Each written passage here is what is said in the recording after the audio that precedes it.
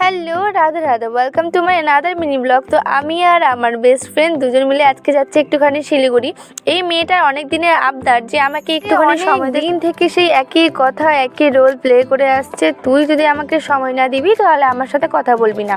তো যাই হোক, একদিন বললাম যে চল দুজনে মিলে একটুখানি ঘুরে আসি। তার জন্য আমরা শিলিগুড়ি একটুখানি আসলাম।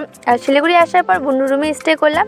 সেখানে আসার পর আমরা গেছিলাম ইসকন মন্দির। তোমরা প্লিজ চ্যানেলটা সাবস্ক্রাইব করে নিও, নেক্সট ব্লগ আমি সেটা আপলোড করে দেবো, তোমরা দেখতে পারবে। করতে গেলে তাড়াতাড়ি করে বাড়ি ফিরবো এই কথাটা বলা একদমই ভুল।